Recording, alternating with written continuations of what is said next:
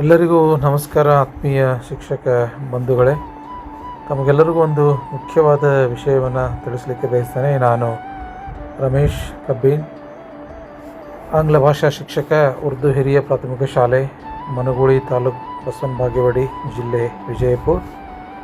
ಈಗಾಗಲೇ ತಮಗೆಲ್ಲ ಗೊತ್ತಿರುವ ಹಾಗೆ 1ರಿಂದ 5ನೇ ತರಗತಿಯಲ್ಲಿ ಬೈಲಿಂಗ್ವಲ್ ಮೆಥಡ್ ಅಂತಕ್ಕಂಥ ಹೊಸ ಒಂದು ಯೋಜನೆ ಬಂದಿದೆ. ತಾವೆಲ್ಲರೂ ಈಗ ಟ್ರಾನ್ಸಿಷನ್ ಪೀರಿಯಡನ್ನು ಮಾಡ್ತಾಯಿದ್ದೀರಿ. ಟ್ರಾನ್ಸಿಷನ್ ಪೀರಿಯಡ್ ಅಂತಂದರೆ ಅದೇನು ಭಾಳ ದೊಡ್ಡ ವಿಷಯ ಅಲ್ಲ. That is just change over from old environment to new environment. ಅಂದರೆ ಒಂದು ಹಳೆಯ ಪರಿಸರದಿಂದ ಹೊಸ ಪರಿಸರಕ್ಕೆ ನಾವು ಹೊಂದಿಕೊಳ್ಳಲಿಕ್ಕೆ ಮಾಡ್ತಕ್ಕಂಥ ಒಂದು ಪೂರ್ವ ಸಿದ್ಧತೆ ಅಷ್ಟೇ ಇದು. ಅದಕ್ಕೋಸ್ಕರ ತಾವೆಲ್ಲ ಕ್ಲಾಸ್ ರೂಮ್ ಚಟುವಟಿಕೆ ಮಾಡ್ತಾಯಿದ್ದೀರಿ. ಇನ್ನು ಜೂನ್ ನಂತರದಲ್ಲಿ ತಮ್ಮ ಸಿಲೆಬಸ್ ಸ್ಟಾರ್ಟ್ ಆಗ್ತದೆ. ಸಿಲೆಬಸ್ ಸ್ಟಾರ್ಟ್ ಆದ ನಂತರದಲ್ಲಿ ತಮಗೆ ಕೆಲವೊಂದಿಷ್ಟು ಸಮಸ್ಯೆಗಳು ಅಥವಾ ಕೆಲವೊಂದಿಷ್ಟು ಡಿಫಿಕಲ್ಟೀಸ್ ಅರೈಸ್ ಆಗ್ಬೋದು. ಅದೇನು ಅಂತಂದರೆ ಕಾಂಟೆಕ್ಸ್ಟ್, ಕೆಲವೊಂದು ಕಾಂಟೆಕ್ಚುವಲ್ ವರ್ಡ್ಸ್ ನಮಗೆ ಡಿಫಿಕಲ್ಟ್ ಅನ್ನಿಸ್ಬೋದು. ಐ ಮೀನ್ ಡಿಕ್ಷನರಿ ಪ್ರಾಬ್ಲಮ್ ಬರ್ಬೋದು ತಮಗೆ.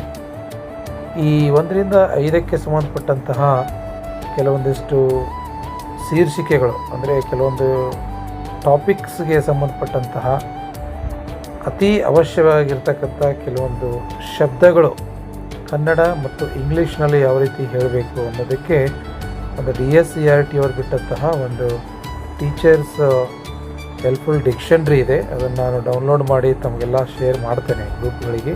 ಅದನ್ನು ಹೇಗೆ ಬಳಕೆ ಮಾಡಬೇಕು ಅನ್ನೋದು ಚೂರು ಹೇಳಲಿಕ್ಕೆ ಬಯಸ್ತೇನೆ. ಇಲ್ಲಿ ನೋಡಿ, ಈ ಒಂದು PDF ಅನ್ನು ನೀವು ಓಪನ್ ಮಾಡಿದ ಮೇಲೆ ಈ ರೀತಿ ತಮಗೆ ಸೂಚನೆಗಳಿರ್ತದೆ. ಪಠ್ಯಕ್ರಮ ಆಧಾರಿತ ಅಂತಕ್ಕಂತಹ ಚಿತ್ರ ನಿಘಂಟು, ಅಂದರೆ ಡಿಕ್ಷನರಿ. ಇದು ಪಿಕ್ಟೋರಿಯಲ್ ಡಿಕ್ಷನರಿ. ಪಿಕ್ಚರ್ ಸಮೇತ ಆ ವರ್ಡ್ ಇರ್ತದೆ. ಆ ವರ್ಡಿಗೆ ಸಂಬಂಧಪಟ್ಟಂಥ ಮೀನಿಂಗ್ ಇರ್ತದೆ. ಅದನ್ನು ಹೇಗೆ ಉಚ್ಚಾರ ಮಾಡಬೇಕು ಅನ್ನೋದಿರ್ತದೆ. ಅದರ ಜೊತೆಗೆ ಅದಕ್ಕೆ ಬೇಕಾದಂತಹ ಡೆಫಿನಿಷನ್ ಕೂಡ ಇರ್ತದೆ. ಇಲ್ಲಿ ನೋಡಿ, ಈ ವರ್ಡನ್ನು ನೋಡಿ ತಾವು ಇಲ್ಲಿ ABILITY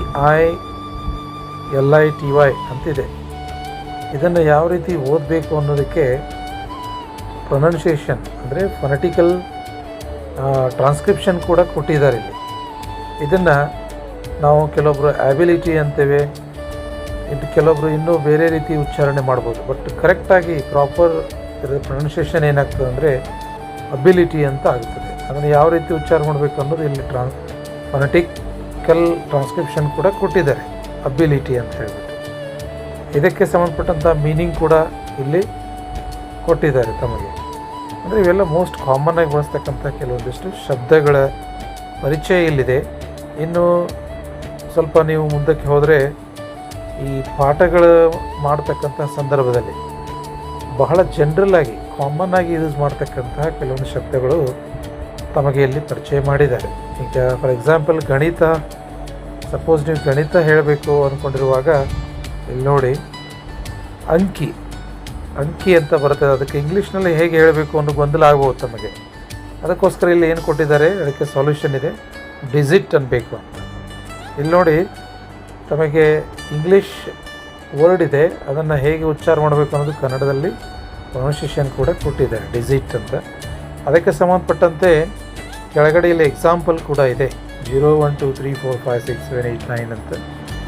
ಇನ್ನು ಇದಕ್ಕೆ ಇಂಗ್ಲೀಷ್ ಮಕ್ಕಳಿಗೆ ಇಂಗ್ಲೀಷ್ನಲ್ಲಿ ಹೇಗೆ ಹೇಳಬೇಕು ಅನ್ನೋದು ಕೊಟ್ಟಿದ್ದಾರೆ. What does digit mean, digit ಅಂದರೆ ಏನು ಅನ್ನೋದಕ್ಕೆ ಇಲ್ಲಿದೆ ನೋಡಿ. Any symbol that shows 0 1 2 3 4 5 6 it will continue like this. ಈ ಥರ ಡೆಫಿನೇಷನ್ ಕೂಡ ಇದೆ. ಈ ಥರ ಸಿಂಪಲ್ ನೀವು ಫ್ರೇಸಸನ್ನು, ಕ್ಲಾಸನ್ನು ಅಥವಾ ಸೆಂಟೆನ್ಸನ್ನು ಇಲ್ಲಿ ಹೇಗೆ ಬಳಸಬೇಕು ಅನ್ನೋದು ಕೊಟ್ಟಿದೆ. ಇನ್ನು ಶಾಪ್, ಇಲ್ಲಿ ನೋಡಿ, ಅಂಗಡಿಗೆ ಏನು ಅನ್ಬೇಕು, ಶಾಪ್ ಅನ್ಬೇಕು. ಅಂಗೈಗೆ ಏನು ಅನ್ಬೇಕು, ಪಾಮ್ ಅನ್ಬೇಕು. ಇದರದ್ದು definition, I have a mango in my palm. This is example, ಅಂದರೆ ಕಂಟೆಕ್ಚುವಲ್ ಸೆಂಟೆನ್ಸನ್ನು ಕೊಟ್ಟಿದ್ದಾರೆ. ಅದನ್ನು ಹೇಗೆ ಸೆಂಟೆನ್ಸಲ್ಲಿ ಯೂಸ್ ಮಾಡಬೇಕು ಅನ್ನೋದು. ಮತ್ತು ಅದಕ್ಕೆ ಸಂಬಂಧಪಟ್ಟಂತಹ ಪಿಕ್ಚರ್ ಕೂಡ ಕೊಟ್ಟಿದ್ದಾರೆ. ಫಾರ್ಮ್ ಅನ್ನೋದಕ್ಕೆ ಇದು ಪಿಕ್ಚರ್ ಕೂಡ ಕೊಟ್ಟಿದ್ದಾರೆ. This is very useful. I think it is developed by our respective DSCIT and publish it on its own website. You can go to the DSCIT website portal and download from it. To avoid that, I have already downloaded this one and forward to all teachers' respective groups. You can use as you need in your classroom.